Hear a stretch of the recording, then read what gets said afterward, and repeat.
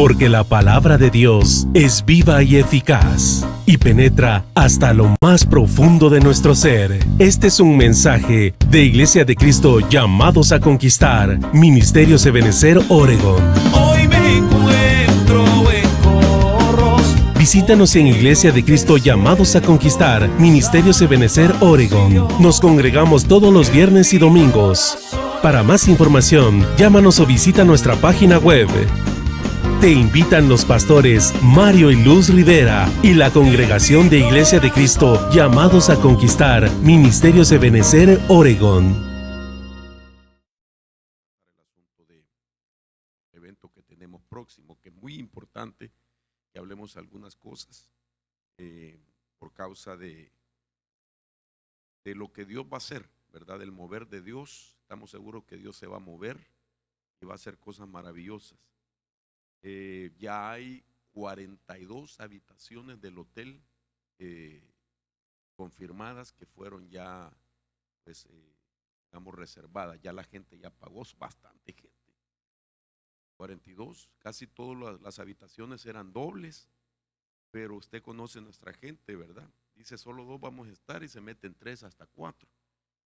Y entonces ya es un buen grupo, ¿verdad? Hoy, pues gracias a Dios, no habíamos escuchado como en otras ocasiones que estaban ellos constantes llamando y pidiendo información, sino que ya la mayoría de ellos son hermanos que han estado en reuniones anteriores y entonces ya hasta rentaron sus propios carros porque, pues, a comparación de las otras veces es menos la gente que está solicitando transporte, pero son bastantes los que vienen. Es que damos gracias a Dios por ello. Amén. Bueno, vamos a entrar al tema de hoy. Recuerde que esta es nuestra clase de discipulado general. Estamos ya en el nivel intermedio porque los temas están entrando a otro pues, nivel de estudio un poco más allá de lo básico. Y se requiere, ¿verdad?, de tener por lo menos una base de conocimiento, que es la que se le dio en el primer nivel de doctrina del principio, doctrina básica del principio. Ahora, para continuar nosotros esta hora, este día, con el tema que corresponde, pues hoy nos vamos a enfocar a ver lo que es la parte jurídica del espíritu de muerte. Y esa es la razón por qué esta clase se llama el mandamiento no matarás. Este es el tema, el mandamiento no matarás. Todos sabemos que fue dado a Israel, pero lo que he llegado yo a ver y estoy tratando de explicar es que era un mandamiento. Al ser un mandamiento, pues no solamente es ley, que hay que cumplirla a la luz de la palabra, sino también es espiritual. Y eso significa que rige en ambas esferas, lo terrenal, que es lo práctico, lo accionar, pero en lo espiritual es también lo que se puede mover y las consecuencias que pueden haber. Entonces, a Israel le dieron un mandamiento, pero quiero decir algo, no porque se lo dio específicamente a Israel en el Sinaí, es solo para Israel, es para nosotros también, por eso es espiritual. Y era para que no activaran lo que yo he venido diciendo, la esfera de muerte. Ahora, este mandamiento no solamente es el hecho de no destruir la vida de otro. Oiga lo que acabo de decir, no es solamente, aunque eso es básicamente, como quien dice, la exhortación conceptual, es decir, lo que ellos sabían, como ellos sabían que es matar, entonces el mandamiento fue específico, porque así es el Padre da mandamientos específicos y el Espíritu Santo nos ayuda a entenderlos, o Él nos lo explica. Entonces, al decir no matarás, inmediatamente ellos tenían en mente que era no destruir a otra persona. Pero el mandamiento va más allá de no destruir a la persona, sino que deja ver una parte jurídica, una parte legal, espiritual, que es la que Dios no quiere que se active. Y entonces, en esa activación es que estamos viendo, y lo voy a poner más adelante, qué es lo que encierra el mandamiento, no matarás. Entonces, para recordarles lo que queremos estudiar en estos días, o a raíz del primer tema que nos abrió el panorama para hablar del mandamiento, pues ya hablamos del suicidio y de la autodestrucción. Esta fue la base que utilizamos el martes pasado. Hoy me voy a enfocar en el segundo tema, el mandamiento no matarás.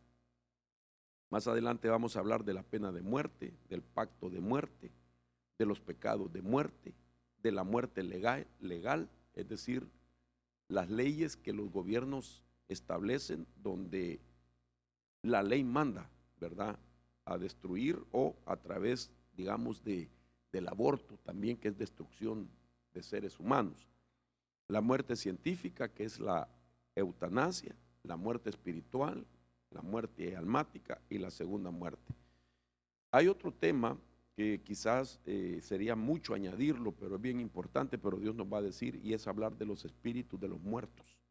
Es un tema que Dios me acaba de abrir el entendimiento, y que es un tema que, hermano, yo venía desde hace años meditando en este tema, por muchas cosas que estaban sucediendo, preguntas,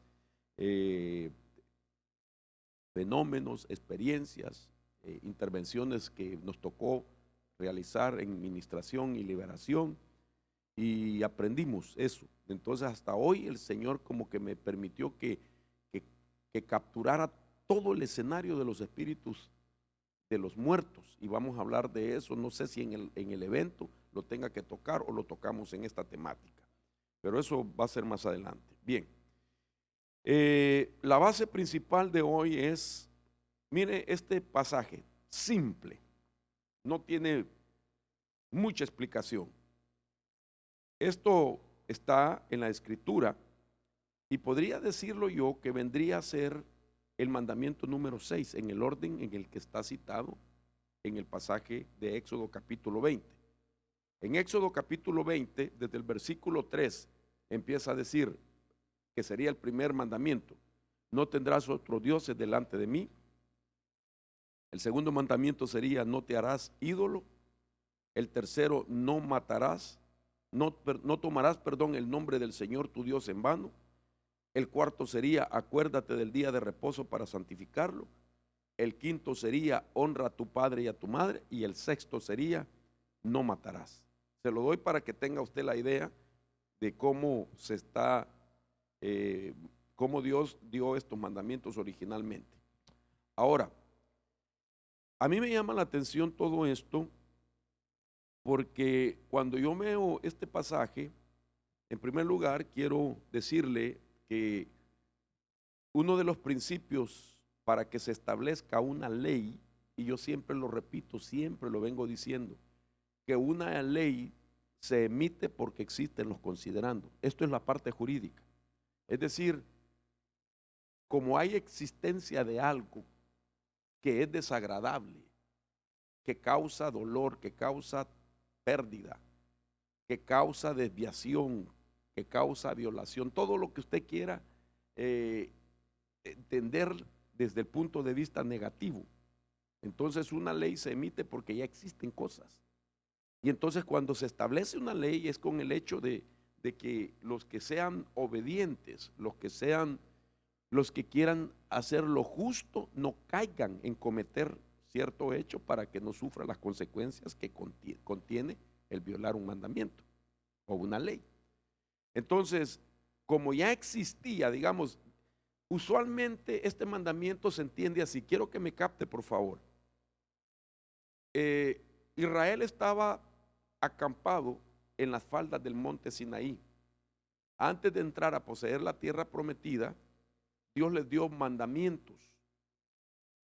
Dicen los historiadores que estuvo 2 años acampado ahí, recibiendo todas las instrucciones que tenían que hacer. Entre ellas era la preparación del tabernáculo, los ceremoniales que iban a tener, el oficio, quiénes lo iban a realizar, etcétera, y ahí les dio los mandamientos también.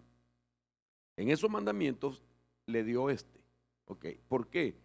Porque ellos iban a entrar a una tierra llamada Canaán, habitada por gente que no tenía pacto con Dios y que tenían ellos otros dioses, eran adoradores de otros dioses. Esta es la base doctrinal o teológica, si usted la quiere llamar, o bíblica también.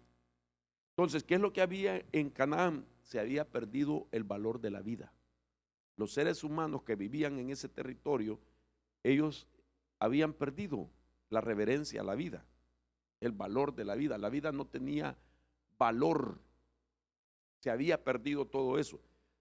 La Biblia dice que se practicaban ritos y en los ritos se mataban seres humanos. Eso está en la Escritura, pero como no es el enfoque, no nos vamos a detener a ver tanto el punto de vista teológico. Se pasaba, imagínense, se pasaban por el fuego a los niños cuando se entregaban como ofrendas al dios Moloco. Los niños eran entregados. Entonces, desde pequeño los asesinaban. Se practicaba el genocidio. Digamos, se mataban pueblos enteros, se mataban culturas enteras. Entonces, por esa razón es que Dios establece el mandamiento, para que ellos no cayeran en las costumbres de matar al ser humano. Ok, esa es la parte para Israel. Ahora, vemos nosotros que el Señor Jesús tocó algo que me llamó la atención y va más atrás de la ley del Sinaí. Y entonces, la pregunta aquí es, cuando usted ve este pasaje, el Señor habló de los crímenes que comete, no el pueblo, los pueblos paganos que vivían en Canaán, sino de un ente, de una entidad. Y entonces el Señor Jesús dice en Juan 8:44, dice: vosotros sois de vuestro padre el diablo. El Señor está exhortando a un sector de religiosos.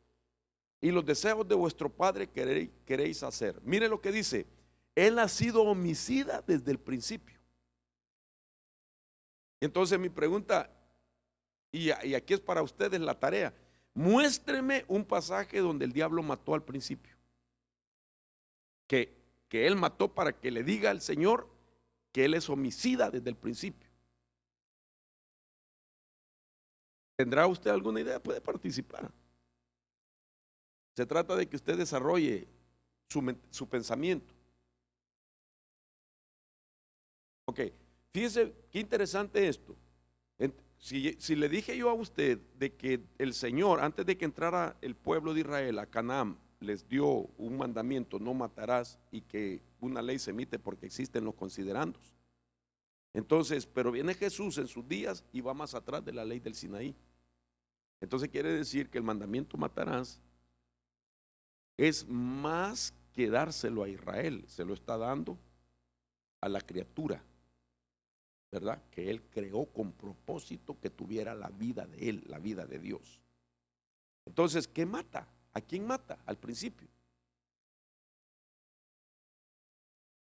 Pues buena respuesta al espíritu. Ok. Hablar de este homicida es alguien que puede matar los planes de Dios en una persona, que intenta matarlos y que lo hizo en algunos personajes. Matar físicamente también a través de otra persona, que fue lo que Caín hizo con su hermano. Matar espiritualmente, lo que decía también mi hermano, ¿verdad? Entonces quiere decir de que aquí hay formas de muertes. Y entonces el mandamiento no matarás no se puede solamente, hermano, aplicar a no destruir a alguien físicamente o particularmente o únicamente. Es más profundo de lo que nos imaginamos. El mandamiento es más profundo. Entonces, cuando ya lo miramos así, que es más profundo que quitarle la vida a una persona, aunque es bastante también fuerte, serio, triste, lamentable y trágico y todo lo que usted quiera, quitarle la vida a una persona es lo más horrible. Sin embargo, el mandamiento es mucho, va más allá, hasta donde las formas de muerte pueden causar, ¿verdad?, esos daños. Entonces, no matar implica no cometer homicidio, no suicidio, no genocidio. Pero más que todo, el mandamiento no matar implica un mandamiento personal que al cumplirlo nos da la solvencia contra el espíritu de muerte. Porque matar da lugar a un espíritu de muerte que entra al escenario. Entonces, este mandamiento realmente para Israel fue literal, pero su esencia es espiritual. Entonces, por eso es que vemos también cómo algunos apóstoles, ya vimos lo que decía el verso anterior, ¿verdad? De Juan 8:44, y me llama la atención que Juan tenía una percepción de la muerte mucho más allá de lo que miramos, porque imagínense, ahora veamos la primera epístola de Juan. Ya leímos también el evangelio de Juan, ¿verdad? Ahora veamos también la primera epístola de Juan. Primera de Juan 3:15 dice: todo aquel que aborrece a su hermano es homicida. Entonces fue más allá del mandamiento. Y sabéis que ningún homicida tiene vida eterna morando en sí. Entonces, a Israel no matarás físicamente, pero el mandamiento es espiritual. ¿Por qué? Porque el primer homicida es una entidad espiritual. Y él es homicida desde el principio, antes del Sinaí, es homicida. Entonces eso significa que por esa razón el apóstol Juan amplía el panorama de lo que significa no matar. Entonces es algo espiritual. Entonces, una de las razones del mandamiento, ¿por qué lo estoy yo enfatizando mucho? Porque la muerte es autorizada cuando se viola. Por ejemplo, aquí está el ejemplo. ¿Cómo se puede violar ese mandamiento?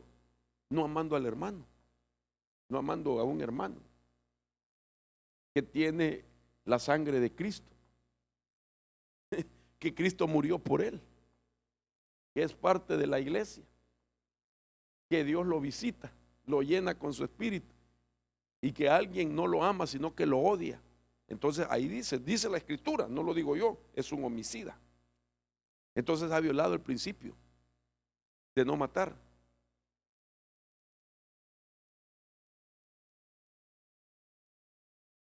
Todo eso tiene que ver.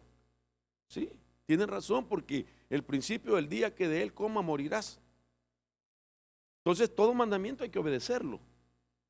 Toda orden que Dios da hay que obedecerla. Tal vez al principio no diga, y este es el mandamiento, que no comas de ese árbol. Él le dio orden, y la orden tiene que ver mandamiento con el mandamiento.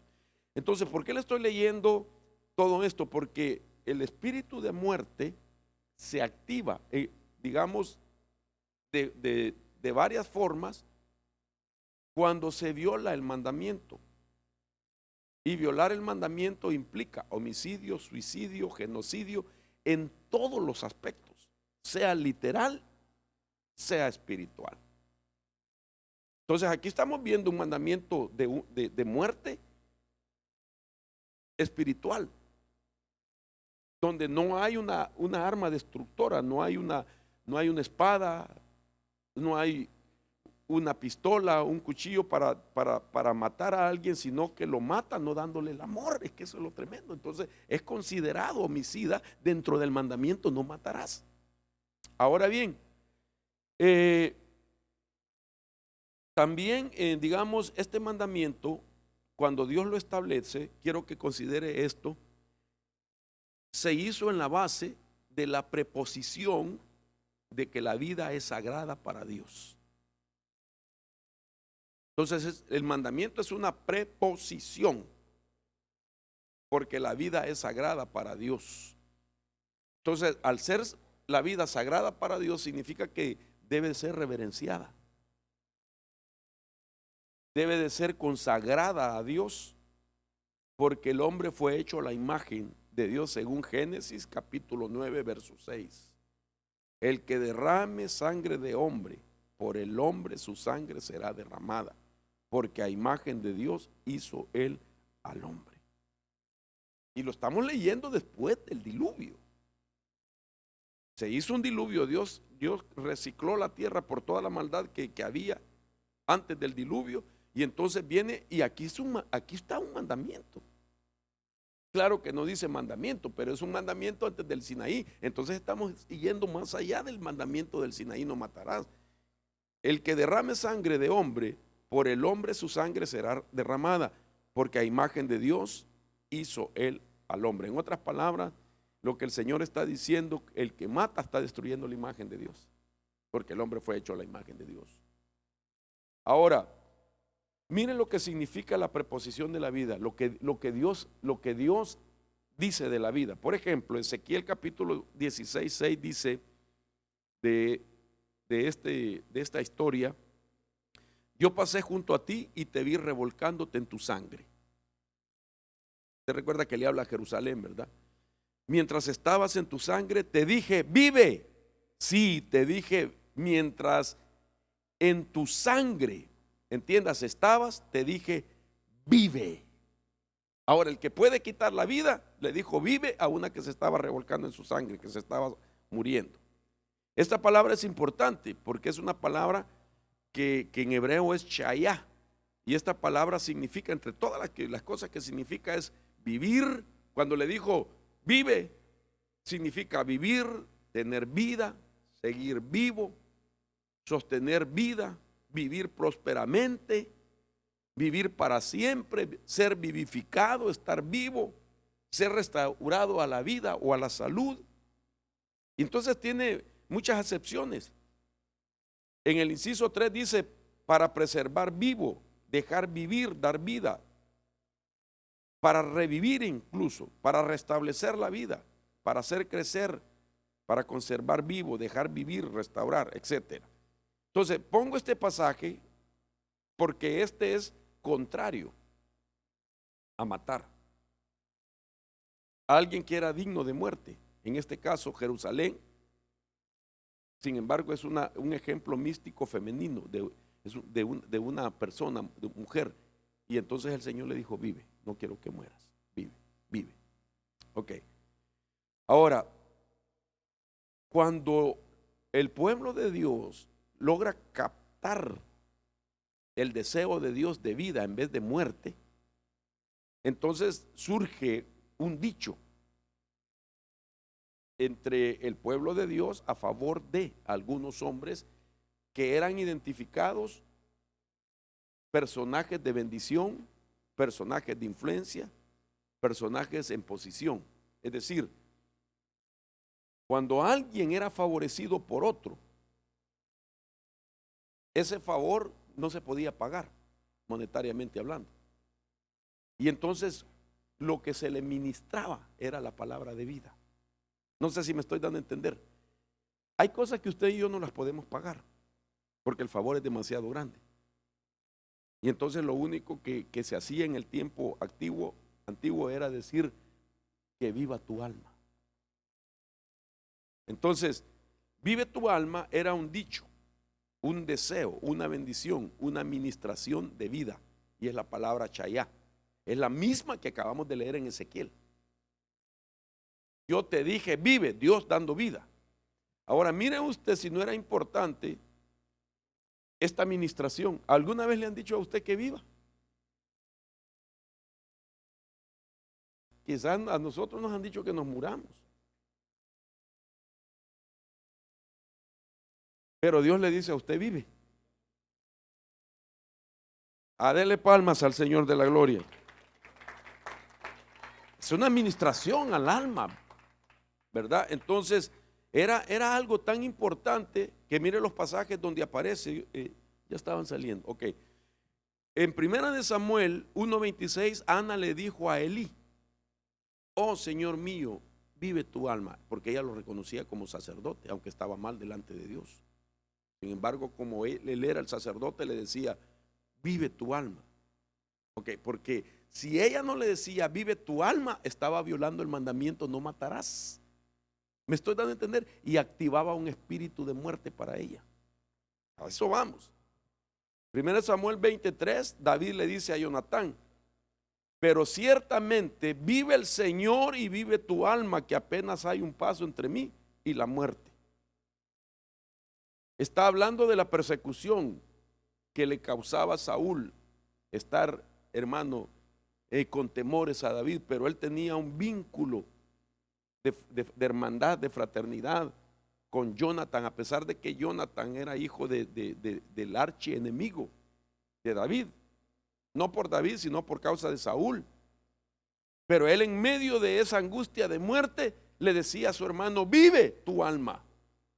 ¿Por qué? Porque él no quería activar el espíritu de muerte que menciona en muerte al final, en este versículo 3.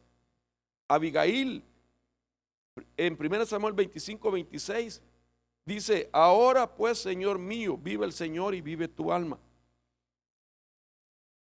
Fíjese qué interesante, porque David iba a matar al marido de ella, porque se había negado a darle de comer a sus hombres y a él. Entonces David dio órdenes de irlo a matar, y sale al encuentro la esposa de ¿cómo es que se llamaba? Nabal, ¿verdad? Que quiere decir testarudo. Eso quiere decir, y mire cómo le salvó la vida, de que no lo matara David, diciéndole a David: vive tu alma. No, ella frenó el espíritu de muerte. No matarás de David. Claro que después murió él, le dio un ataque al corazón, porque de plano era malo ese hombre. Segunda de Samuel 14:19, la mujer sabia que llegó delante de David, y la mujer respondió y dijo: vive tu alma, mi señor el rey. Fíjese qué interesante que el nombre no se dice de esta mujer, pero dice que era una mujer sabia que logró parar al rey. Eso no es usual, que una mujer pare, hermano, el poder, digamos, de autoridad, el poder, ¿cómo le podría decir? Posicional de un rey. La esposa podía, pero esta era una mujer o sea, no se sabe quién era, no tenía ningún vínculo con David, y ella le da una palabra a David y le dice: vive tu alma, porque David iba a hacer también algo donde iba a matar. Segunda de Reyes 2, versos 4 y 6, Eliseo le dice a Elías: vive, Señor, y vive tu alma. Y por último, Segunda de Reyes 4:30, una mujer le dice a Eliseo: vive el Señor y vive tu alma. Entonces, ¿qué quiere decir? Esto, vive tu alma, es contrario a matar. Y cada vez que se decía, el beneficiado era la persona y los suyos, porque no se activaba el espíritu de muerte. Yo le declaro a usted: vive su alma en el nombre poderoso de Jesús. Decláremelo a mí pues también, en nombre de Jesús, para matar toda administración de muerte, ¿verdad? Bien, ahora, esto es a manera de introducción, pero veamos algunas puertas que hay, o puertas posibles que le pueden abrir al espíritu de muerte, ¿verdad? Pueden ser varios factores que hacen que ciertas personas sean, hermanos, vulnerables a la muerte más que otros, ¿verdad? Entonces, esos factores son los que queremos ver, y pues sería explicarlo. Ahora, ¿qué es la muerte? ¿Cómo la muerte se puede jurídicamente explicar? Entonces, de todas las formas que significa muerte, lo que hemos entendido que es una gestión. Al ser una gestión, tiene que ser algo legal, es algo, un proceso que se puede ir dando. Solo en el ser tripartito, nosotros, espíritu, alma y cuerpo, lo primero que muere es el espíritu, desconectándose de Dios. Lo segundo que puede morir es el alma, emocionalmente. Y por último puede morir lo físico, la parte material. Entonces, la muerte es una gestión. Oiga esto, es una tramitación, por eso es legal, el mandamiento. Es una diligencia. El concepto que lo define es empujar, andar detrás de, negociar, despacharlo. Dice que tremendo. Ahora, si es una gestión, quiero que capte esto, la muerte no viene cuando quiere, sino hasta que hay una sentencia dada por Dios. Y después que se ha dado el proceso, entonces viene la muerte. Entonces por eso le hablé de puertas que se abren, es una gestión. Entonces cuando alguien permite que la muerte sea concebida o sea gestada, es porque abrió puerta. Entonces es un trámite legal, es algo que va en proceso, que se lleva a una corte celestial para que se juzgue y se pida la muerte. Dice que tremendo. Entonces, pongo aquí lo que acabo de decir. La muerte es una gestión legal y jurídica para el cese de la vida en cualquiera de sus formas, es decir, literal o física, puede ser también espiritual, puede ser emocional, puede ser sentimental y puede ser mental. Cuando hablo de una gestión, hermanos, puede entrar en el escenario primero la muerte de otras cosas que podrían ser sentimentalmente. Puede venir una muerte sentimental en la gestión. Puede venir una muerte emocional. ¿Alguien me estoy dando a entender? Deme un ejemplo de una muerte sentimental. ¿Qué puede pasar?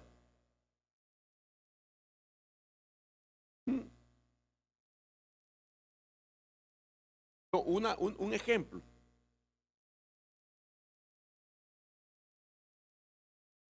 El rompimiento sí, está bien, vaya. Sentimentalmente no quiere vivir. Y entonces, si no quiere vivir, después viene sus dichos y ya los comienza a hablar. Entonces, no quiere vivir por algo que le pasó. Sus emociones están dañadas, sin vida, sin fuerza, sin salud. Y entonces sus sentimientos igual empieza a desear morir mejor antes de que llegue. Entonces ahí comienza la gestión, el proceso. Y por último, se puede dar, porque vamos a llegar al punto donde se gesta la muerte. Ajá. Así decirle a la mujer así, porque no vale la pena que... Ajá, ¿sí te sentías? No, dice, claro, él vivió un momento difícil, ¿verdad? Y estuvo, imagínense, como puedo decirlo, ¿verdad? Tu testimonio. Muchos años de que, gracias a él tenía más de 25, ¿cuánto? 40 años de no tomar. 30 años de no tomar. Y una decepción lo llevó a caer en eso. Y vaya que llegó el estímulo de Dios a tiempo y buscó ayuda, ¿verdad? Y entonces se vino por esa razón, porque si no, él sabía que se iba a morir allá, ¿verdad? Ya andaba el espíritu de muerte detrás de él. Amén, a él sea la gloria, Raúl.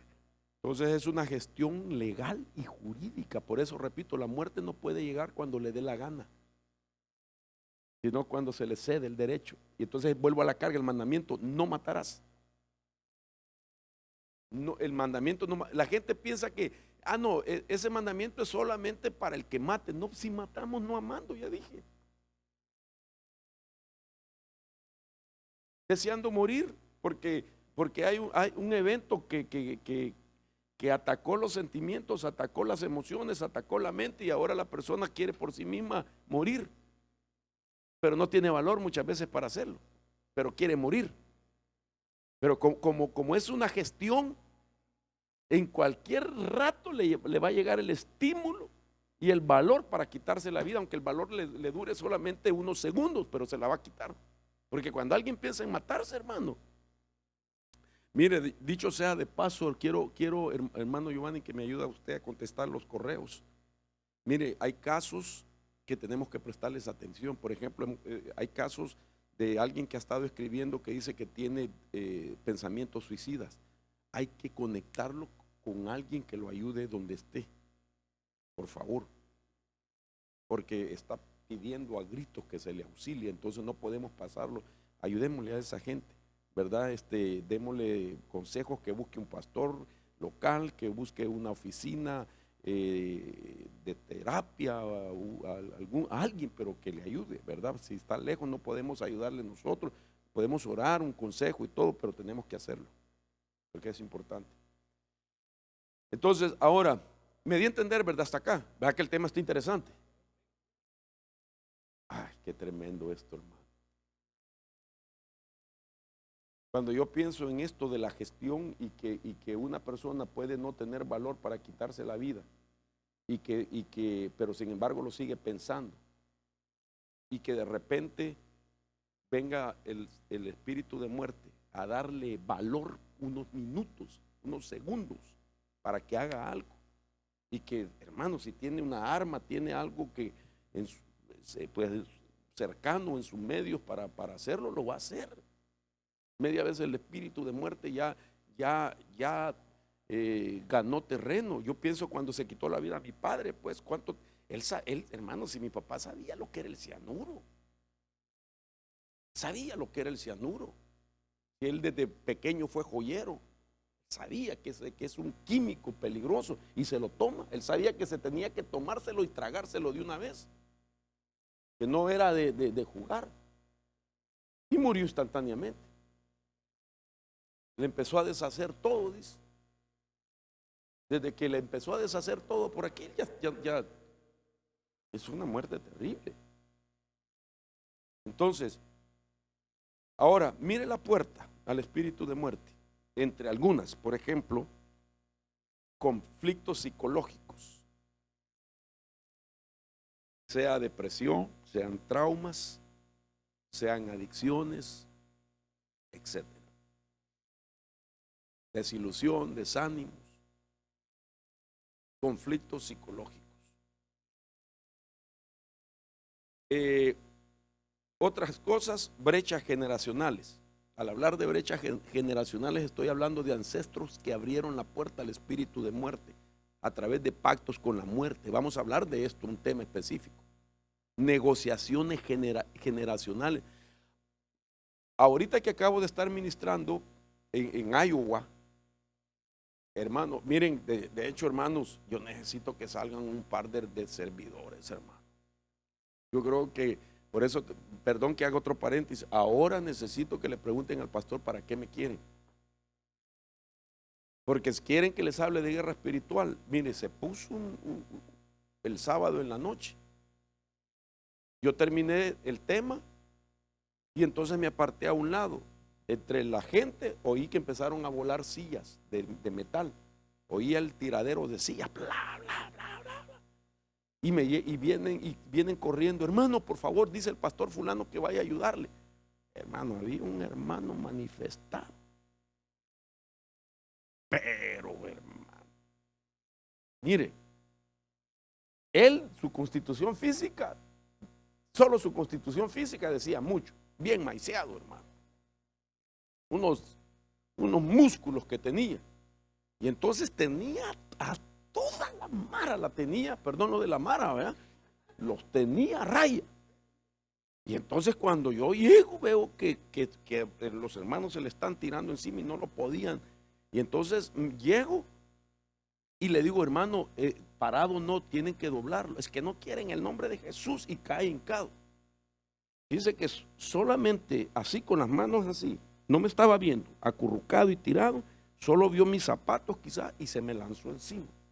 Se me lanzó encima y como pude me hice el quite, yo así parecía torero, yo, ole, me le hice el quite porque si no me hubiera agarrado. Y entonces, y después lo controlamos y todo, se quedó tranquilo, Pero es un tema, yo creo que la próxima vez mejor hay que preguntar, ¿quieren ustedes de administración y liberación? Si es de liberación, o que nos ayuden cubriendo los pasajes de los hermanos para llevarlos. Porque si me hubiera agarrado, hermano, me hubiera hecho tacos al pastor. Para el evento de guerra espiritual me hubieran lonchado ustedes. Renuncio en el nombre de Jesús. Entonces, bueno, perdón que me salí, pero volvamos a las brechas generacionales. Hermano, puertas que al espíritu de muerte, ¿por qué le mencionó este? Porque resulta que después me viene a decir el hermano, el pastor de él, que por cierto le estuvo hablando a usted, dice, que usted sabe del caso. Me dijo, yo hablé con su anciano, me dijo. Yo le dije, pero él no me dijo, si no, no hubiera venido. O sea que el anciano hay que disciplinarlo, ¿verdad? Por no haberme dicho que. Y entonces, ok, el asunto es que su mamá es bruja. Por boca de él. Ok. Y su pastor me dice que las manifestaciones que tiene en su iglesia es que él se levanta en el aire. Se lo digo por boca del pastor. Hasta después me dijeron a mí que el hombre se levanta en el aire. Levita. No levita de la tribu, sino que se pone a levitar, ¿verdad? Chica, hermano, dije yo, bendito Dios. ¿Y por qué no me dijo de Giovanni? Dije yo. Solo porque lo amo en el Señor. Dice que tremendo. Hasta después me dijo, sí, hermano, no, si allá en la iglesia nos hace unas cosas, se levanta en el aire. Y mire, golpeaba el piso. El piso no tenía carpeta. Y mi miedo era que se quebrara, pero con si él agarra con una mano a una persona en la cabeza, lo mata del golpe porque le daba con toda fuerza. Y yo dije, puchica, no son, perdón por lo gran puchica, pero puchica de todas maneras. Yo dije, Dios mío, me enseñé, ministré y después me toca esto. Y es mucho. No me estoy quejando, pero digo, para hacer un trabajo efectivo uno solo, ¿verdad? Es bastante. Ok, entonces su mamá le ha abierto una puerta.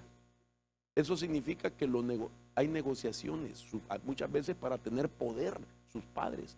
Satanás, como es un reino de mentira, les hace sentir que les va a dar más poder, pero ¿qué te doy? ¿Pero qué me das? Así trabaja Satanás. Entonces muchas de los que se mueven en el nivel de la brujería, lo que hacen es negociar a sus hijos supuestamente también para que ellos tengan el mismo poder, pero como se convierten a Cristo, viene la persecución detrás de ellos. De la autodestrucción, otra puerta, ya hablamos. Es suicidio, destrucción, ¿verdad? Ya hablamos. Ok, otra puerta es por causa del vengador de la sangre. El vengador de la sangre se activa también por homicidios, por crímenes, por abortos, por destrucción y por injusticia. El vengador de la sangre va a ser un tema que lo vamos a tocar específicamente, muy, muy ampliamente también. Y dijimos las influencias negativas de las redes sociales, ¿verdad? Ya toqué el fenómeno Momo, pero hay otras cosas, el bullying y otras cosas más, que la gente por medio de las redes sociales se siente atacada. Ahora, una base bíblica para ver cómo se mueve el espíritu de muerte es Apocalipsis capítulo 6, verso 8 en adelante. Este es el cuarto jinete. Dice, miré y aquí un caballo amarillento, y el que estaba montado en él se llamaba Muerte.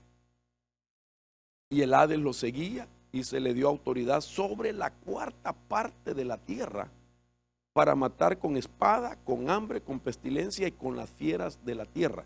Ok, mucha gente no considera este pasaje porque está, digamos, interpretando una escatología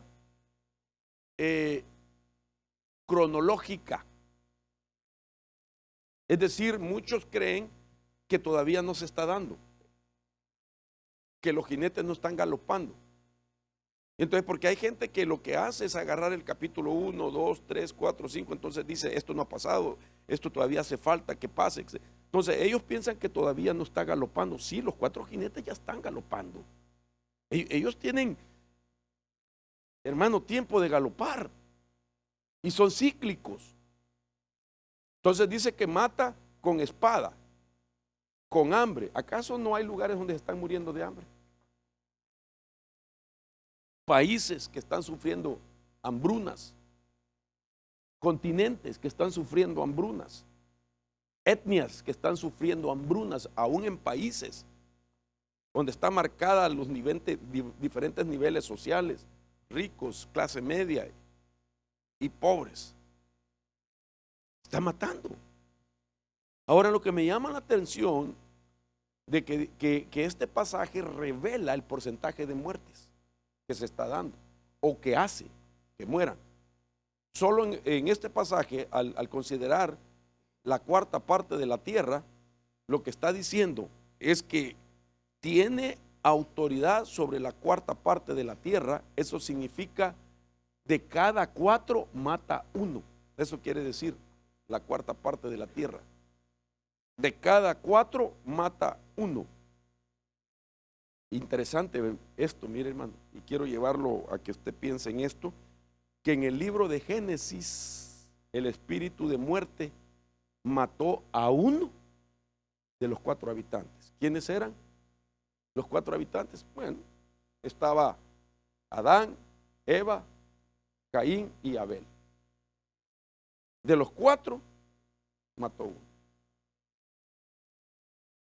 Entonces se mira el porcentaje en el principio de lo que se está hablando ahí en Apocalipsis. Es pregunta. Espérate, solo déjame que dé un ratito más y contestamos. Ahora, esto se lo di yo la vez pasada, estadísticas acerca de la muerte, ¿verdad? Pero quiero volverlo a poner al tema. Por ejemplo, en Estados Unidos, solo en Estados Unidos, cada año más de 30,000 personas se quitan la vida. Solo en Estados Unidos. El suicidio, dije aquel día, y lo repito, es la 8ª causa de muerte, y entre las personas cuyas edades van de los 15 a los 24 años. Es la 3ª causa de muerte. ¿Usted entiende la diferencia entre el inciso 2 y el 3, donde estoy hablando de causas de muerte? ¿Entiende la diferencia? Es decir, es la 8ª causa de muerte solo en las edades de 15 a 24, pero es la 3ª causa de muerte de todos los tipos de muerte, en todas las edades. Entonces es bien fuerte. Más personas mueren por suicidio que por homicidio, se quitan la vida, suicidio. Cerca de 50,000 personas al año cometen un intento de suicidio, lo suficiente serio como para recibir atención en las salas de urgencia. Y millones más sufren de pensamientos suicidas. Perdón, 500,000 dije, ¿verdad? ¿Lo dije así? Dice que ya no me ayudan los lentes, hombre. No, de veras. Ya necesito. No, 500,000. Gracias por. Cometen intento. Yo conocía a un hermano en Cristo, vea, que no está tan lejos, sino que donde apunta mi nariz.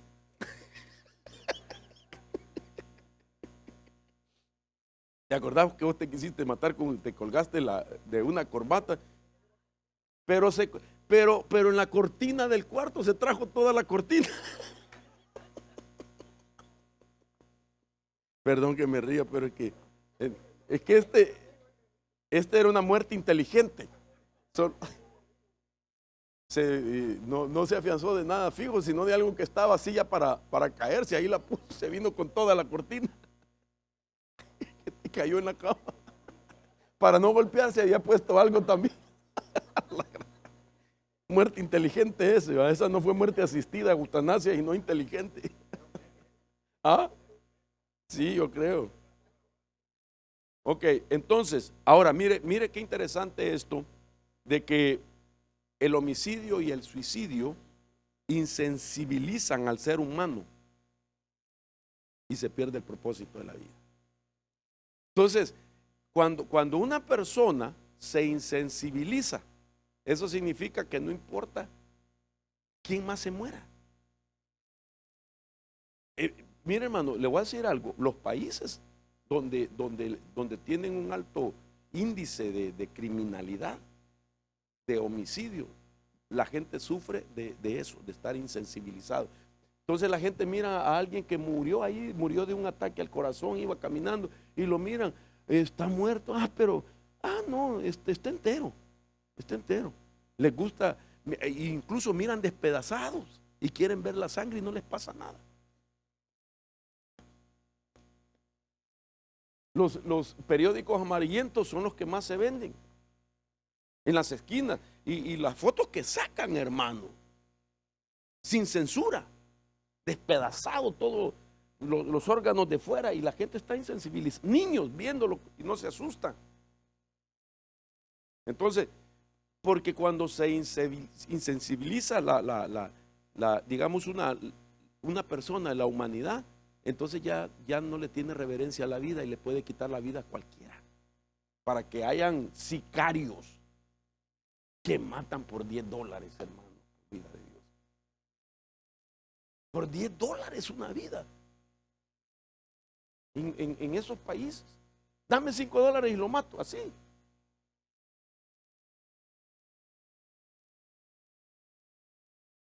Y la gente también insensibilizada.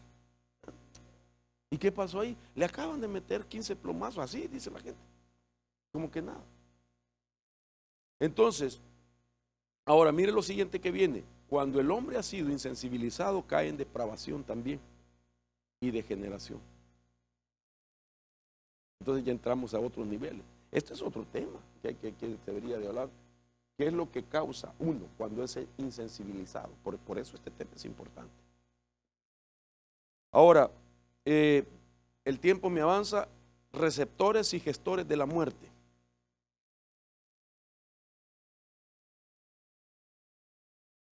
Hablemos de estos receptores. Y esto es una estrategia. Entonces, la estrategia del diablo es que no se cumpla el mandamiento no matar. Porque cuando se viola ese mandamiento, entonces se cae en la estrategia del enemigo, y el enemigo lo que quiere es poner receptores y gestores de muerte. Al violarse el mandamiento, se ponen receptores de muerte. Entonces, déjeme definir lo que es un gestor de la muerte. Por ejemplo, tiene la idea de engendrar muerte. Cuando hablamos de gestores de muerte, es uno que engendra la muerte. Y esta palabra significa fecundar, procrear, gestar, concebir, reproducir, generar, criar, crear, producir, originar, ocasionar, causar la muerte. Puede ser del alma, del cuerpo, del espíritu. Engendrar la muerte. Es como quedar embarazado de la muerte. Eso significa. ¿Y cuáles son los receptores? Por lo menos los que yo logro ver, ¿verdad? Número uno, ¿quién puede? Es decir, cuando la gente hace eso, el diablo viene y le pone un receptor. Y ese receptor lo que hace, trabajar en la persona para ir gestando la muerte. Un ejemplo, las personas que han deseado alguna vez morirse. Hay que romperla en el nombre de Jesús. Un pasaje bíblico, Job 7:15, dice: y así mi alma tuvo por mejor el estrangulamiento. Imagínense un hombre sabio como era Job. Y dice que prefirió mejor el estrangulamiento.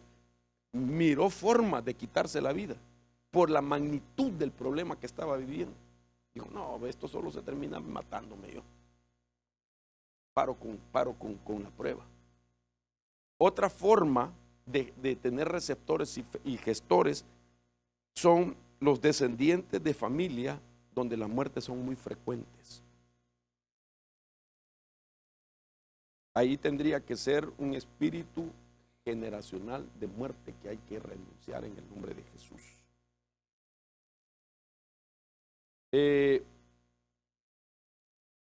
Y pueden ser que las muertes hayan llegado por varias razones, enfermedades, accidentes. Las personas que fueron sentenciadas o amenazaron a muerte y que entonces creyó en esa amenaza. Esa amenaza le produjo fobias, temor, y entonces ahí está trabajando el receptor. Las personas que le tienen miedo a la muerte. ¿Usted le tiene miedo a la muerte? ¿Ah? No, ¿verdad? Se le echa de ver que usted, no, hermano. Aquí se me puede sentar a la par, mire, hermano. Las personas que estuvieron al borde de la muerte tienen que renunciar a eso. Las personas que sueñan frecuentemente con la muerte. Las personas que han tenido apariciones de la muerte. las personas que viven amenazando de muerte. Un adulto que intentaron abortarlo. Y por brujería enviando la maldición de la muerte. Ok. Déjeme darle base bíblica del receptor de muerte. Se los cambié muy rápido, ¿verdad? ¿Sí? Se los cambié muy rápido. De todas maneras, le di indicaciones a Giovanni que se les va a mandar en formato PDF, pero que ustedes tienen que darle a él el número de teléfono para que él se los mande. Génesis 4:8, el receptor de muerte en Caín, para que matara a su hermano Abel, y a la misma vez cuando mató a Abel, mató la descendencia de Abel. De Caín pasó a Lamec, y dice la Biblia en Génesis 4:23 que mató a un hombre. Caín mató a su hermano, y el hijo de Caín, Lamec, mató a un hombre. Receptor de muerte. Primera de Samuel, a ver, aquí tal vez vamos a estar seguros si es primera o Saúl se quitó la vida en el primer rey de Israel. Capítulo 31 del 3 al 6. Segunda de Samuel 17 del 7, 8, 14 y 23, Ahitofel se ahorcó, se quitó la vida. Un consejero se quitó la vida. Primera de Reyes 16, 18, Simri se incendió él solo, prendió fuego a su casa. Quinto rey de Israel, después de usurpar él un reino, la usurpación no hizo que se quitara la vida.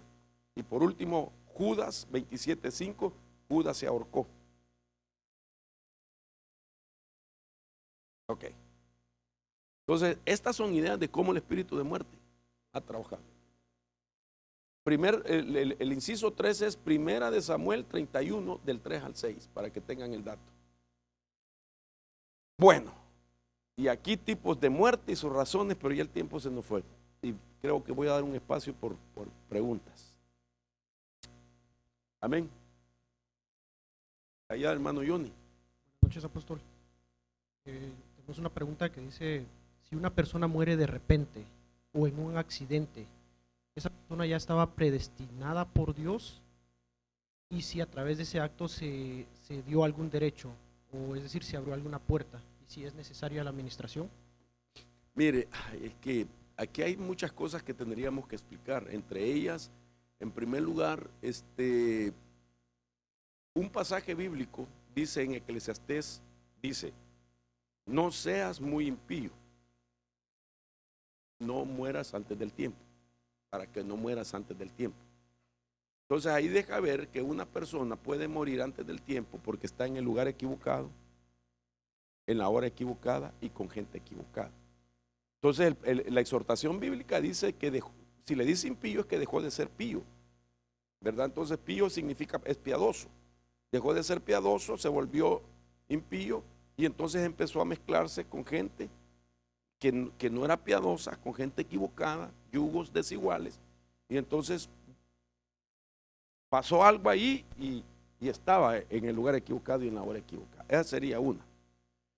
Otra de las razones puede ser si murió, si vivía siendo cristiano, tenía una vida mala, pues es un cortamiento, una forma en la que Dios se lo lleva, porque cuando Dios, Él sabe que esta persona ya le dio muchas oportunidades y que nunca va a arreglar su vida, se la lleva, cortamiento. Otra forma sería también cómo Dios maneja su ecología, que hay un porcentaje de personas que tienen que morir para dar lugar a otras que tienen que nacer. Es otra forma. Otra forma es, digamos que, ¿qué podría decir? Pues ya era su tiempo, y esa era la forma de salir. Entonces, no podemos solamente poner la razón específica, que murió en un accidente, qué es lo que pasó, y etcétera, ¿verdad? Sino que son muchas formas, basados en la vida que tenía, en el pacto que tenía, si estaba bien y tenía promesas, etcétera. ¿Entiendes? Entonces, en el caso, digamos, de Abel, ¿verdad? Abel tenía un propósito. Por eso es que le dijo Dios, la sangre de tu hermano clama a mí desde la tierra, las sangres. Entonces, él le quitó la vida. Entonces, motivado por Satanás. Puede ser que un espíritu de muerte también haya perseguido a las personas por las cosas que acabo de decir. O sea, todo depende quién era la persona, pues. Esa es quién es la persona, qué hacía, a qué se dedicaba. Entonces ahí se puede definir la razón por la que alguien puede morir así, ¿verdad? Amén. Sí, hermano. ¿Ando Iván? ¿Preguntas? ¿Habrá otra? Bueno. Bendiciones, apóstol. Sí, mi hermano. Tengo un hermano que se Suicidó. hace 25 años. Entonces apenas cuenta. Sí. Dimos cuenta que cuando mi hermano se suicidó, mi sobrino tenía 10 años. Yo no me había dado cuenta de eso. Mi hermano se suicidó.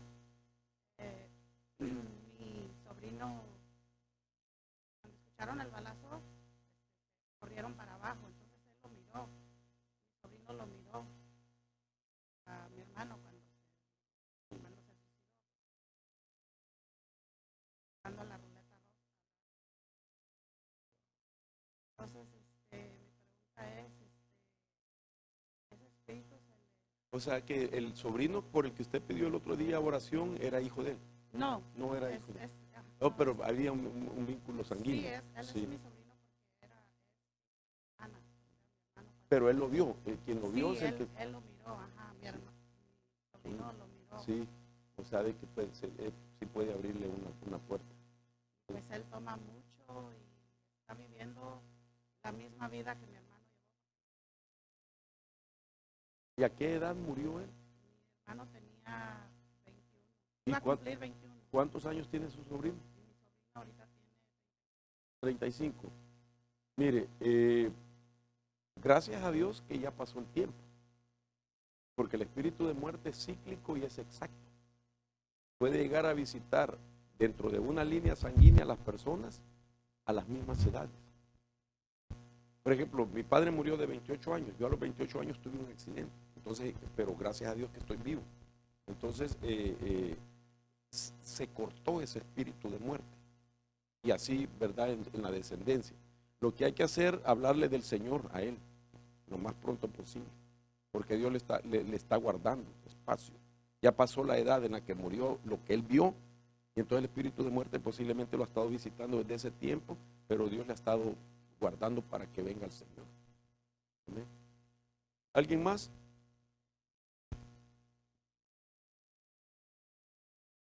Ahí está Edward. Venga, apóstol. Estaba recordando hace unos días, platicando con mi hijo. Estaba preguntando, no sé por qué estábamos tocando el tema acerca de la corrección. Parece que me preguntó que si yo lo corregí mucho. Y le dije, pues sí, sí te tocó mucha vara. Le dije. Y entonces platicábamos acerca de que padres, no sé si les da pereza, no quieren corregir a los hijos. Entonces me recordaba, yo te busqué el texto en Proverbios 23:13, dice, no escatimes la disciplina del niño, aunque lo castigues con vara no morirá, lo castigarás con vara y liberarás su alma del Señor. Entonces puede ser que si al niño no se le castiga, se le achacará al papá el no corregirlo, el que vaya al Seol. Ese sería el término, no matarás. Sí, bueno, lo que pasa es que como está de por medio también una palabra que más que un hecho, o una acción es una faceta de un proceso. Es decir, para llegar a la disciplina primero hay que dar una instrucción. Ahí comienza el proceso que termina con la disciplina. Primero se instruye.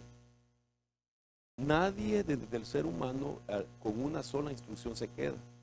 Va a cometer errores. Entonces viene la corrección. Cometió un error, aunque ya estaba instruido, entonces viene la corrección. Si después de la corrección lo sigue cometiendo, entonces viene la exhortación o la reprensión. Eso significa, ok, si lo vuelves a hacer, estas serán las consecuencias. Por último es la disciplina. Porque cuando disciplinamos, pasando por esos procesos, entonces la justicia de Dios nos recompensa para que la vara sea de corrección y evitarlo ir al Seol. Pero si nosotros solo aplicamos la disciplina, dígase vara, violando la instrucción, violando la corrección y violando la exhortación, entonces nuestra vara lo puede destruir. Y por eso dice la Biblia también, no te apresures a destruir a tu hijo con la vara. Entonces, porque podemos destruirlo tratando de ayudarlo, ¿verdad? Pero primero, pues es una instrucción. Porque si la instrucción, mira, esto es lo que tú tienes que hacer, esto no lo debes hacer. Ok, pero lo volvió a hacer. Entonces viene la corrección, mira hijo, ya te lo dije, mira, esto hay que hacerlo así. Okay. Lo sigue haciendo, ya. Entonces viene la exhortación. Okay. Ya te lo dije, te enseñé, te corregí y sigues con eso. La próxima vez te disciplino. Entonces ahí entra la vara. Entonces, en ese punto de vista está ese pasaje, que lo has librado de ir a parar al Seol. Pero sin esas tres, nuestra alma se puede apresurar a destruirlo con la vara. Y lo puede hacer rebelde, pues. Y que el hijo diga, no, pues ya no quiero nada, ahora lo hago a propósito, etc. Entonces, creo que la disciplina, la Biblia dice que Dios se la permite y la ejecuta a los que Él ha tomado como hijos. Y los que no disciplina y los deja sin disciplina son bastardos. Entonces, somos disciplinados, pero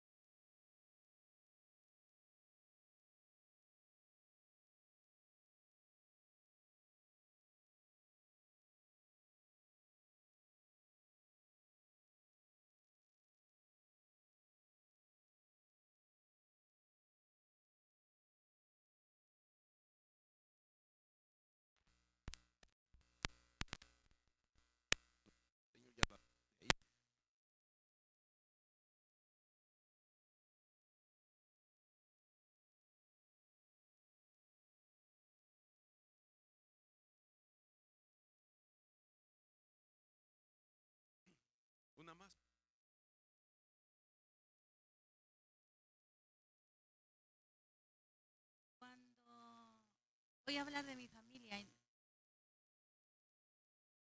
caso, yo estaba chiquita, yo soy la mayor de 3 hermanos. Y me recuerdo a mi mamá tenía muchos conflictos emocionales, psicológicos, y ella siempre recurría al suicidio, pero no ella solita, sino que nos llevaba a los 3. Mi pregunta es, ¿qué pasa con mi generación? Sobre todo, si no están en el camino de Dios. Tengo 2 hijas más grandes, las cuales no están en el camino de Dios. Yo oro mucho por ellas. Pues mi niño, él está aquí con nosotros, ¿no? Tengo un sobrino que se suicidó hace poquito, es hijo de mi hermana. ¿Qué pasa con las generaciones? Mire, pues hay una palabra que nosotros la hemos hecho una promesa, ¿verdad? La Biblia dice, cree en el Señor Jesucristo y serás salvo tú y toda tu casa. Tenemos que creer en eso. El creer nos tiene que llevar a tomar acciones espirituales que son poderosas, porque la muerte es una situación de carácter espiritual, y comenzar a bendecirles. Se tiene que bendecirles y saber que como padres tienen autoridad sobre los hijos, ¿verdad? Entonces hay una jerarquía, hay algo legal que ustedes pueden ejercer, y es bendecirlos y reprender ese espíritu de muerte y pedirle a Dios que esa alma sea tocada por ellos y que sea salva, ¿verdad? Cuando nosotros logramos diagnosticar este tipo de situaciones, es con mucho más razón que estas enseñanzas se vuelven para nosotros herramientas de entender realmente la importancia de la vida y de presentarles a Cristo como incluso cuando uno ya mira que es demasiado esto fuerte, ser prácticos también con ellos y hacerles ver, mira lo que ha pasado en la familia, mira esto y lo otro, ¿verdad? Y romper con todas las influencias de receptores que se dieron cuando alguien va a ver, ¿verdad?, todos estos hechos, ¿verdad?, o prácticas, ¿verdad?, ilícitas de estar muertos, qué sé yo, espiritismo. Entonces, bendígalas y crea en el nombre de Jesús que Dios va a hacer la obra. Bien, vamos a dejar hasta aquí porque el tiempo se nos fue. ¿Por qué querías tú decir algo? Una pregunta. ¿Quién? Démosela.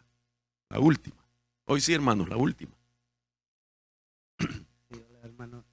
Nomás quería saber si uno decía muerte a alguien o intenta muerte para alguien o algo así, es quebrando el mandamiento, y si se podía arreglar eso.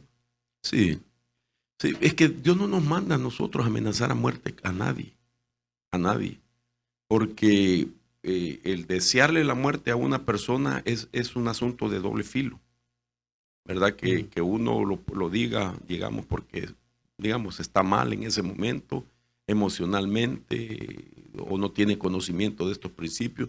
Entonces, en ese momento se puede activar para ambos. El que lo recibe puede tener temor si no tiene fe y no sabe cómo combatir, renunciar, reprender. Si fuera un cristiano que usted que alguien le desee la muerte y ese cristiano, o sea, renuncio, reprendo en el nombre de Jesús, ¿verdad? No pasa nada. Pero si no, aquel vive con temor, ¿me entiende? De que va a cumplir el otro la amenaza. Ok. Y de ahí se activa también para el otro, para el mismo que amenaza. El que amenaza muerte a otro puede estar basado porque tiene una arma para hacerlo y se siente poderoso y que tiene el poder para hacerlo, pero no sabe que activa un espíritu de muerte también que lo va a perseguir a él. Entonces lo que hay que hacer, pedir perdón. Señor, yo te entrego esto, lo hice porque no tenía conocimiento, pero ahora yo te lo entrego. Ninguno de nosotros tiene que desearle la muerte a nadie, hermano. Y si algo está mal, sométaselo a Dios, pero no amenace a otro. Decir No puede ser eso. No puede ser. Porque no sabe lo que está activando también para sí mismo. Que Dios tenga misericordia, ¿verdad? Bueno, oremos. Y entramos al estudio. Padre, a la reunión. Padre, en el nombre de Jesús, ayúdanos, Padre bendito. Entregamos todo derecho legal, consciente o inconsciente, que le haya dado vida a la muerte, lo haya autorizado para que sea ese jinete que galopa generacionalmente en nuestros linajes o en nuestras casas o en nuestras vidas. Te pedimos perdón si hemos deseado la muerte a alguien. En el nombre de Jesús, no somos quien para desearla. Si Cristo pagó el precio en la cruz con su sangre, Él fue el que murió. Perdónanos, Señor, en el nombre de Jesús, para que todo espíritu de muerte sea desautorizado. Declaramos la vida tuya, la vida de Dios, en el nombre de Jesús. Solo eres tú el que puede, Señor, dar y quitar.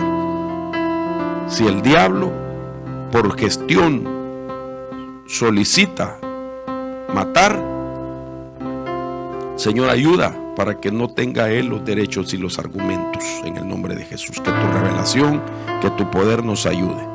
Yo declaro la vida de Dios para cada uno de mis hermanos, sus casas, en sus hijos, para mi vida también, Señor. Yo he creído en tus promesas, en el nombre de Jesús.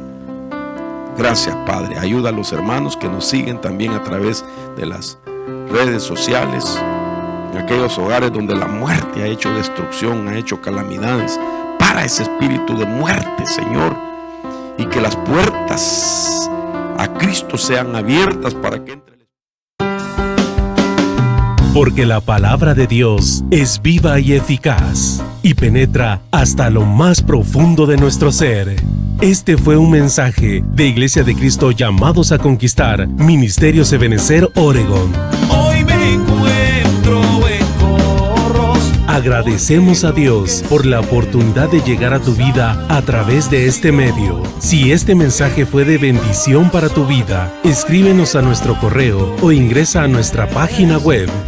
Visítanos en Iglesia de Cristo Llamados a Conquistar, Ministerios Ebenecer, Oregón. Nos congregamos todos los viernes y domingos. Para más información, llámanos o visita nuestra página web. Te invitan los pastores Mario y Luz Rivera y la congregación de Iglesia de Cristo Llamados a Conquistar, Ministerio